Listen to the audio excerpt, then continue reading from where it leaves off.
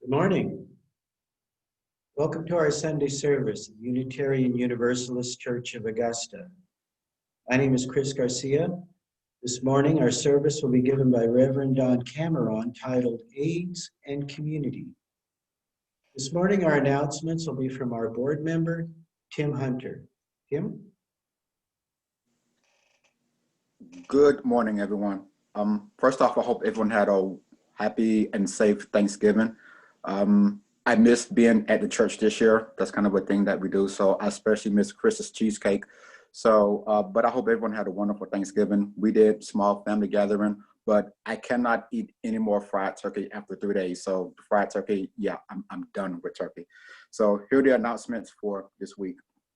The meditation group will be holding a hybrid meeting this week, Monday at 7. You may come to the church or join by Zoom. Contact Chris Garcia or E. McNabb for more information. The UUCA Chili Cook-Off will be Sunday, December 13th at the UUCA playground area. The funds raised will go towards replacing the ceiling in the family ministry wing. Donations are accepted at the event. You can purchase a special mug, commemorative mug, available on site for $10, or bring your own bowl and spoon. We have almost reached our goal of $14,200 for replacing the ceiling in the family ministry area. We need less than $1,000 to be able to begin the work. Please send checks to the church with family ministry ceiling in the memo line. Thank you to those who've already donated. It's really, really much appreciated. Christmas is coming. In past years, our congregation has helped the community agencies providing Christmas gifts for their clients. This year, we're working with the NECO, foster care, and child enrichment. We're helping a total of 7 children between the 2 agencies. Please contact Jan Parsons if you are able to help. She has a wish list, so if you want to contact her, you can do so. If you prefer to give cash, then Jan can do the shopping for you. The gifts will need to be collected by December 13th. Saturday, December 5th from 2 to 4 p.m., there's a play date for the elementary age kids at the playground at the church. So you come out, enjoy a COVID-friendly, that's like a weird thing to say, a COVID-friendly experience.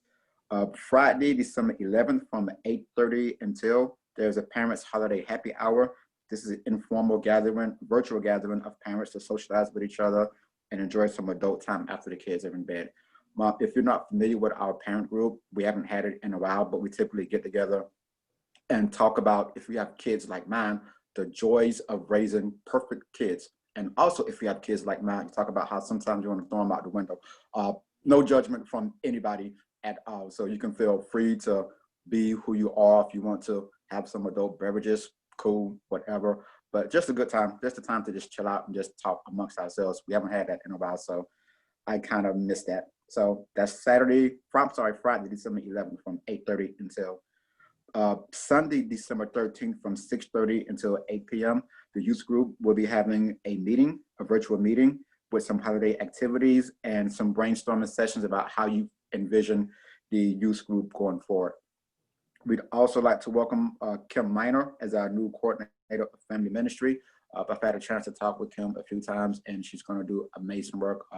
So I look forward to working with her and happy to have her on board. I'll now turn this over to Andy Reese for an additional announcement.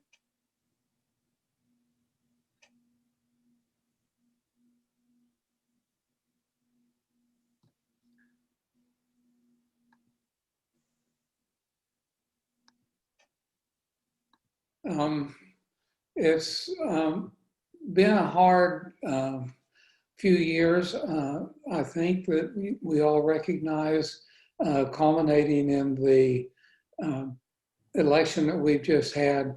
The divisiveness and anger has been overwhelming to many of us. To start to repair that, the Progressive Religious Coalition is going to have a panel discussion this coming Thursday at 7:30 that will have 4 panelists, an academic, Sudha Ratan, sociologist, to talk about how we got here, what our current situation is, what the history is. Sid Gates, who is a licensed marriage and family practice counselor and a PRC USA minister, will be talking about conflict resolution, listening, and that kind of thing. Scott Singer, who is a successful businessman in Aiken, and for I think 8 years was on the Aiken County Council. And then Dante Stewart is on the staff at Tabernacle Baptist Church, writes for the Washington Post and CNN and Christianity Today and a number of others. The title is Finding Common Ground, Bridging Our Differences. The people are not going to be talking about their particular stands. They're going to be coming from their background to talk about what do we have in common, how can we build on that for our communities to start coming together and healing some of our divisions. So you can see it on Facebook. I entered the thing on chat, the link on chat, so you can go to chat and copy that down. There will be some spaces available on a Zoom if you wanted to ask questions or whatever. Contact me and I'll send you a Zoom link to be able to do that. But I think this could be a very important thing to start the healing process of bringing our community together, because we all want our community to succeed, whatever our cultural, political, religious background is. So Thursday, the 3rd at 7:30. Thank you.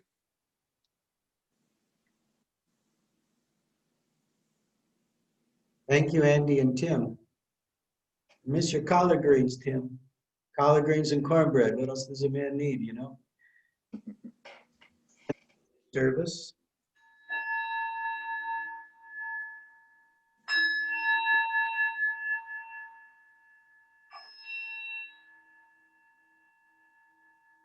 David Natchez will lead us in our opening hymn, Come, Come, Wherever You Are. Morning, all. I hope everybody had a wonderful Thanksgiving. I know I did. All this talk of food. And we're going to sing Come, Come, Whoever You Are. And I don't think we need the words on the screen today. I've got my little strum stick here. And you can just sing along with me at home. And I hope you do that. We'll sing it, let's say we'll sing it 3 times.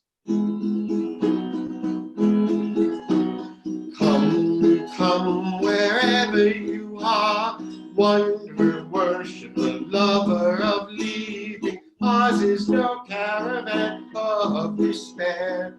Come, yet again, come. Are you singing? Here we go.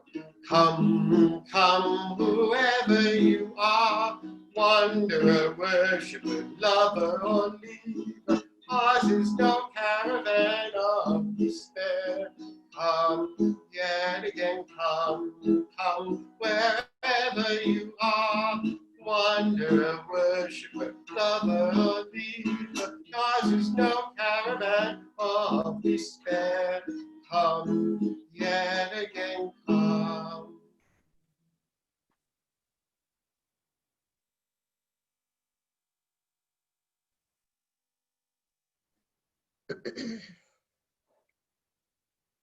Morning is the first week of Advent. Marcia Frank will lead us in a reading as we light our Advent candle. Good morning. Welcome to our Interfaith Advent wreath lighting. The Advent wreath has its origin in 19th century Germany and the Lutheran pastor Johann Heinrich Wickern, an advocate for the poor who ran a charitable school in Hamburg. Every December, the boys began asking him how far off Christmas was. And so, in 1839, he came up with an innovative way to explain it to them. Using the wheel of a cart as a form, he fashioned a large, round candle holder with 20 red candles and 4 white ones. Every weekday, the children lit a red candle, and each Sunday in Advent, a white one. From this, the Advent wreath spread to other churches, taking on its modern form after coming to North America in the early 20th century. The story of the Advent wreath reminds us that this is a season of anticipation and of the light that helps us to see good things to come. I light the first candle of the wreath in the spirit of anticipation, joy, and hope.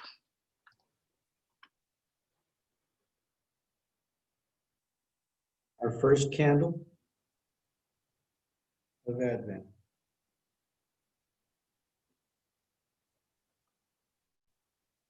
Every week, I'm going to be doing a short musical response to the Advent candles lighting that will tie in with the theme of the week. And so today's song is a short song that I'll sing for you, and it's all about darkness and light.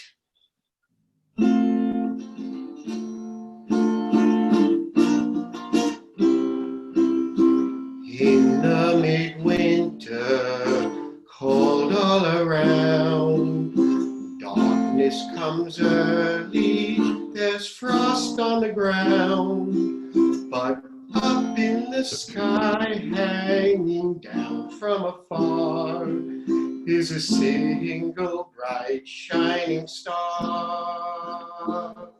The season of wonder, season of light, the star shining bright against the cold night. Pour down your love from that great starry height, the season of wonder and light, season of wonder and light.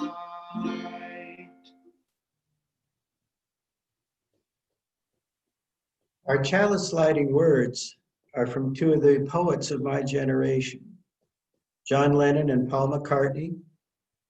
In the end, the love you take is equal to the love you make.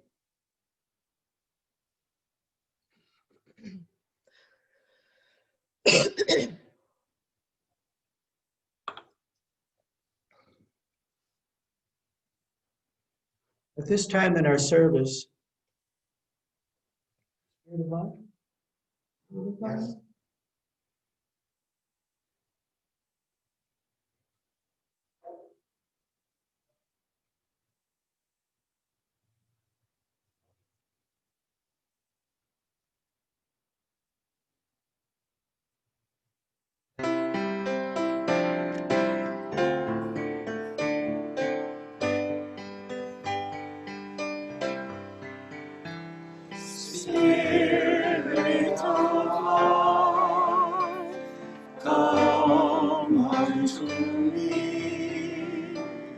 Sing in my heart, stirrings of compassion, blowing the wind, rise in the sea,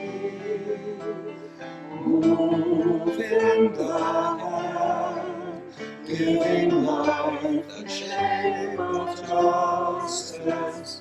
Roots holy coast, wings set me free. Spirit of life, come to me, come to me.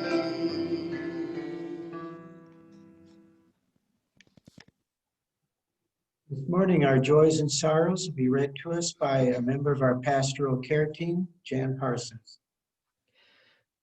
Good morning, everybody. Now is the time in our service when we are invited to share the joys and sorrows that have come into our lives in this last week. We first remember those who can't be with us today. We also remember those in military service and their families, especially those deployed overseas. If you wish to share a joy or a sorrow, please raise your hand. I will call on you, and when I call. Thank you, Jan. A stone for the day when we will all be here together again. And a stone of compassion for all those who have been affected directly by COVID-19.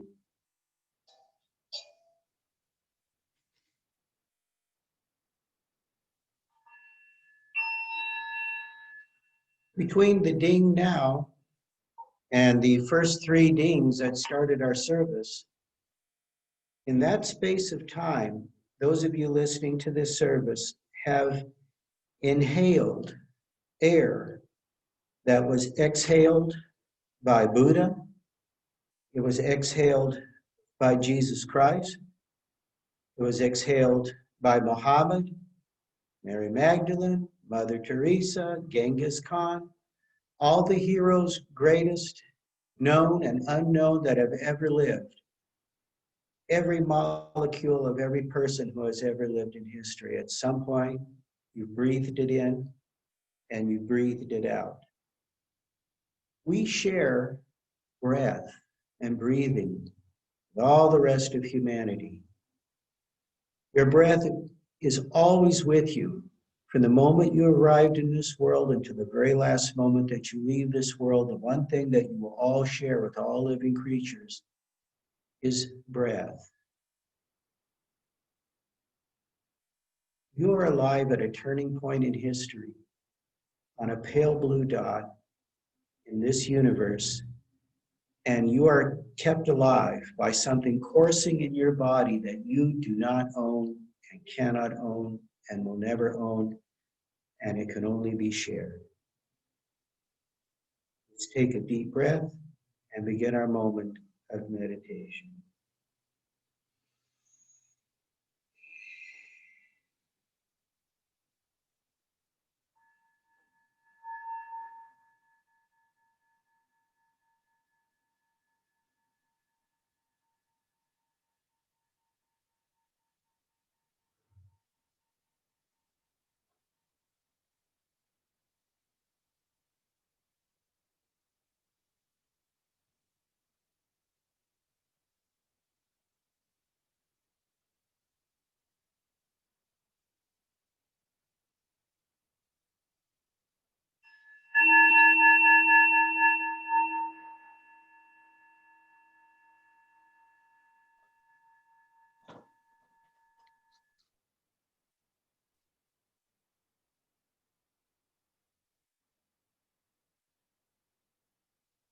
I hope all of you had a good Thanksgiving.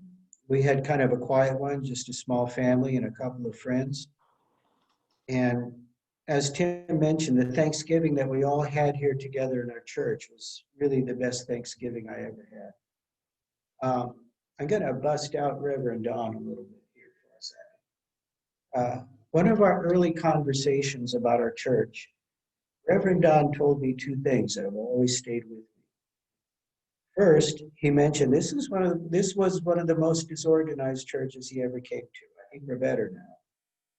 The other thing he said to me, he likes small churches because they have a lot of heart. And he said that this church, your church, had one of the strongest cores, one of the strongest hearts of any church he had been to.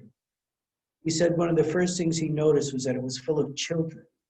And the children liked each other, and they played with each other, and they studied together, and it was full of young people and old people, some of the original founders, and people coming to visit for the first time.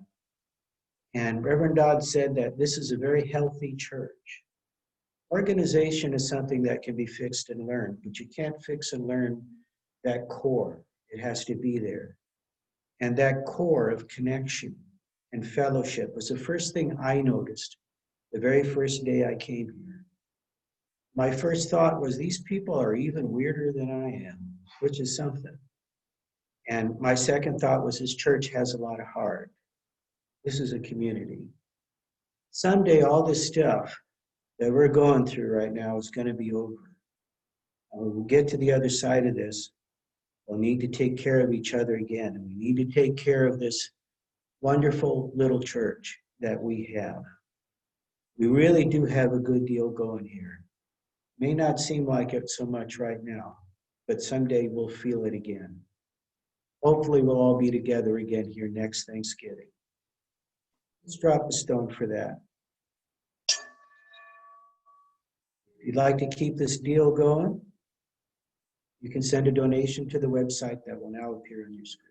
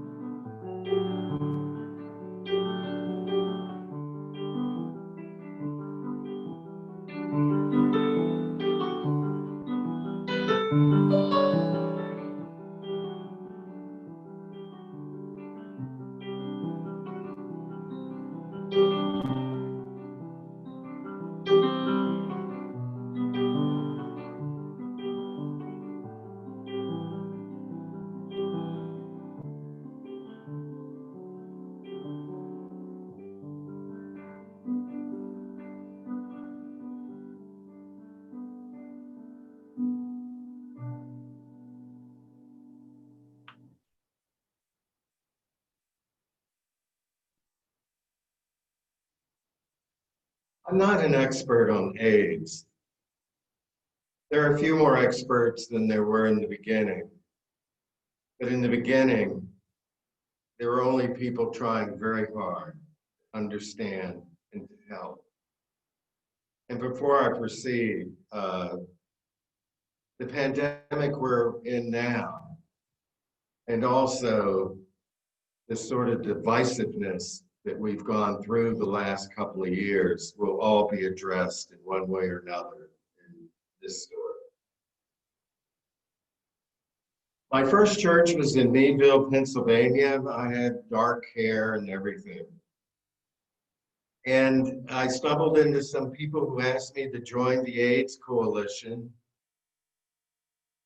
In the AIDS Coalition, this is Western Pennsylvania. Kids were trying to come home and leaving. They just couldn't do it. The hospital, even though we were on the AIDS Coalition, would not even tell us if they had patients with AIDS.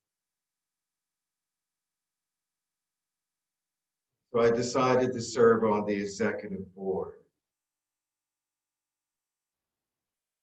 What should I say to you this morning? Edwin Markham's short poem keeps coming to mind. Please know I've substituted 2 words to make the poem better fit the topic. The 2 words are straight and proud. He drew a circle that shut me out, straight and proud, a thing to flout. But love and I had the wit to win. We drew a circle that took him in. As the years have passed, research and treatment has dramatically improved. People with the virus now live longer and have a better quality of life. But don't be deceived. It remains a death sentence. I really do believe that the AIDS epidemic and the pandemic that we're going through now has been about circles and boundaries, the ones we draw in life. It's about coming face to face with our shared humanity, with our fears, and with our love. AIDS is a very human story, and I'd like to begin with a few of my own. When I began seminary in Star King School for the Ministry in Berkeley, California, I was assigned a buddy, David Fanning. David was gay. We became best friends. I would often stay over in his apartment in San Francisco, and of course the rumors flew around the seminary. No, we were never lovers, we were just very good friends. And David's gift to me was he helped me overcome my homophobia. But love and he had the wit to win. They drew a circle that let me in. That's only half the story. The other half includes my dad. Of course, my family, when I was living in the San Francisco area in seminary, they would come to visit me because I was in the San Francisco area. Anyway, my dad came and we spent the day with my friend David in San Francisco, and we had a really great time. And Dad and I were riding back to the East Bay to Berkeley, and it was a borrowed car. And on the ride back, my dad asked me, David's such a nice man. Why did he not ever marry? And of course, I told my dad, I don't think gay people can marry legally. Silence. All the way back home, which was good because I was a little lost. But after my dad absorbed all that, and after that night, whenever he came for a visit, he would ask that we always spend time with David. Drew a circle that took him in. There are other kinds of circles, ones we draw to shut people out. I want to now return to my first church in Meadville, Pennsylvania. This incident happened 33 years ago. Why I remember it and can't remember what I said to Chris is kind of amazing, but anyway. At a minister's group, my Episcopal colleague, also a member of the AIDS Coalition, and I spoke about pastoral care to people with AIDS. It was a minister's group. We offered them a simple three-step approach. One, reality. Yes, you do have AIDS. Empathy.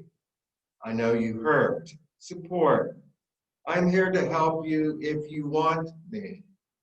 We will see this through together. We offered real compassion, no judgment, no false hope.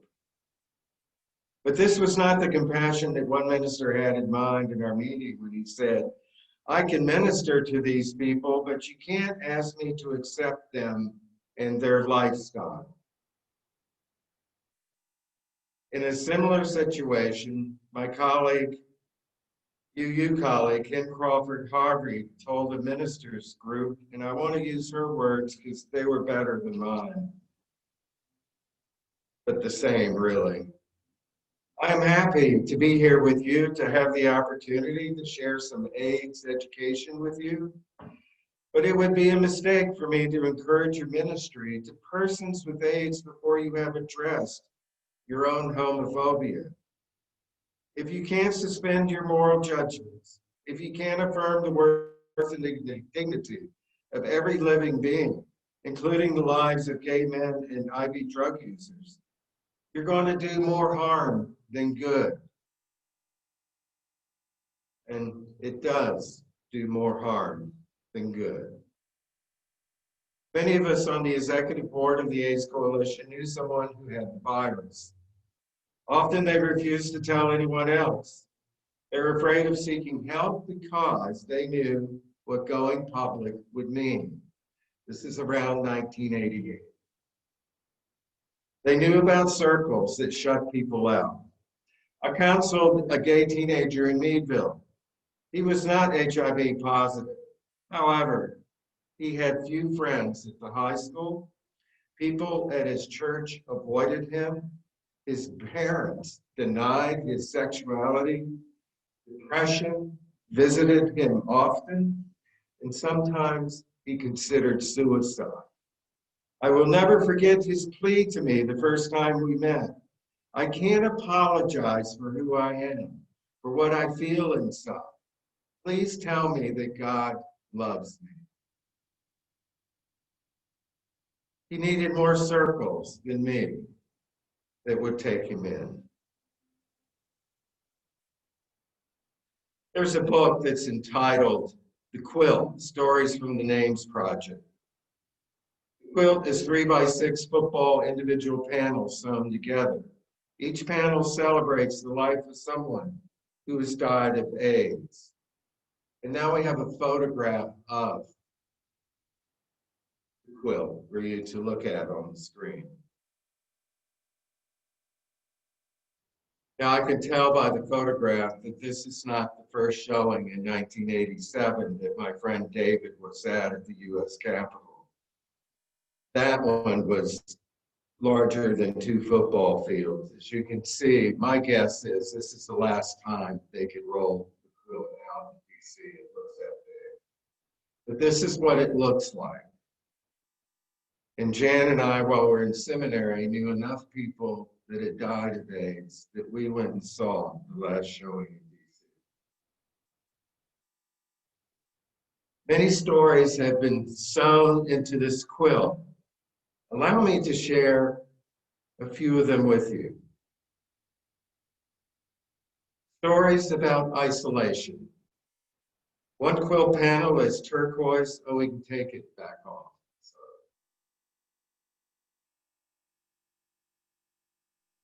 One quilt panel is turquoise and pink in color. It simply says, remembering those who died alone. Alone is the key word. Beneath the blue panel honoring Gary Gomez is the caption, David met little Gary soon after he was diagnosed at an ARC support group meeting. He was very angry, David remembers, and he fought his diagnosis to the end. The last time a mutual friend saw Gary, he was in the hospital, tied to a chair and slumped over. Says David, he died alone, very scared and very sad. There is a photograph of the support group with their finished panels on display behind them. The caption below the photograph reads, members of the East Bay support group include a professor at a women's college, a high school teacher, and a social service administrator. Jerry, the teacher, has turned his back because being gay could cost him his job. This is the major difference with AIDS and any other death, says Richard Pierce, pictured in front. Jerry had to go through the sickness and death without anyone at work knowing, hiding his grief 8 hours a day. Stories about fear. This quilt panel is bright red with the words sewn across it, love you, Dad. The panel is surrounded by a 2-page article about a woman who learned that her husband was gay only after a family doctor called to inform her that her husband was dying of AIDS. She finally came to terms with his death by getting to know the people in the gay community. Her own words compose the last paragraph of the article that's attached to it. I never thought I'd be in the minority with a bunch of gay people, Arla says. I wanted to find out about AIDS, but I have learned so much more. Some nights I can't sleep. Thoughts about the inhumanity of our society are racing through my mind. I've gone to their parties. I've grown to love them. It's ridiculous that I'm okay in this society and they are not. Another quilt panel features a child's artwork in handwriting and says, I have decorated this banner to honor my brother. Our parents did not want his name used publicly. The omission of his name represents the fear of oppression that AIDS victims and their families feel. And now for the good news, stories about love. When the quilt organizers received in the mail a purple panel honoring Michael J. Levy, there was a note enclosed from his parents. To honor Michael's memory, we sent this panel. To give meaning to his death, we regain our strength from you. To give hope to those afflicted, together we shall fight the affliction. To give strength to those left behind, we look forward to better tomorrows. He was our son. He is all our brothers. Our Michael is gone. Try and save the others. Michael's parents, Pat and Mayor Levy, Chesterfield, Missouri, September 1987. Two school banners, Columbia and Stanford, adorn another quilt panel in combination with a parrot holding a yellow rose. David Thompson worked as a librarian at Stanford University. A week after he died, each of his co-workers at Stanford Green Library, about 300 people, received his prearranged gift, a single long-stemmed yellow rose accompanied by a personal note. 300 in a personal note. Wow. It was this gentle farewell that prompted one colleague's remembrance to David. This gesture made my day, says R.T. Carr, who never knew David but wrote a poem in his memory after receiving a rose. As the library portal monitor, R.T. checks the identification of everyone who enters the library and probably saw David Thompson many times. The poem. Someone sent me a flower, this solitary yellow rose done up so meticulously with obvious care. I put 2 and 2 together and suddenly it equaled 4. I remembered a quiet note in the library bulletin, a memorial service, a man 1 year younger than my age, struck down by a terrible disease, a leaf pulled down way too early, brought even closer to us because he was one of our own. Yet sadly now he touched me with his rose. I don't believe I ever met him. If I did, I hope I smiled at him. A little sister's handwriting inside the boundary of a large blue A decorates our last quilt panel. What she wrote on this panel is this. My big brother, he was a grown man when I was born. He made time for me always. He bought me every warm winter coat I could remember. He taught me the value of opera and other music. He always made a little girl feel real special. He even forgave her defection and gave love. He even forgave his little sister's defection and gave love. This is community. Community is the gift of love in action. There are an intimate number of examples of the power of community, but I want to share one from San Francisco with you. It is told by Irene Young, recovering drug addict, alcoholic, and prostitute.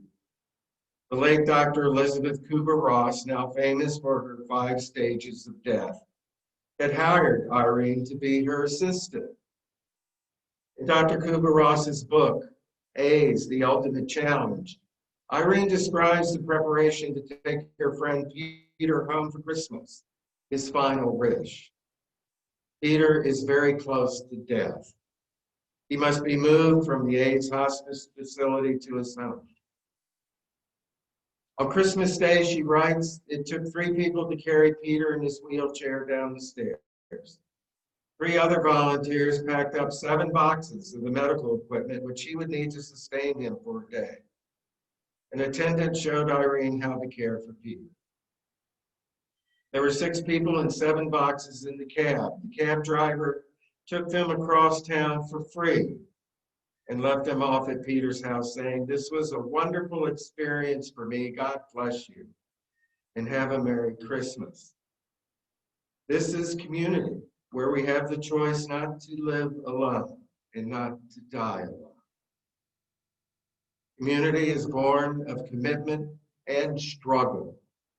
The fruit of discovering each other as allies. It is a byproduct of the willingness to serve and the willingness to let go of always having your own way in the interest of finding the way. Community is the gift of love in action. May we pause, look deep in our hearts, and consider our own part in that gift, our own part in supporting and caring and loving those among us who are sick or die, as well as those who are very much alive and well. And in the middle of this pandemic, it's so clear. So let us consider the circles we draw in life. She drew a circle that shut me out, straight, proud, a thing to flout. But love and I had the wit to win. We drew a circle that took her in. May our circle be one that takes people in. May we have the courage to risk community between the difficult facts, and the joyful hope. There is always more love somewhere inside of us. May it always be so. Thank you, Reverend Don. Our closing hymn is number 131, Love Will Guide Us.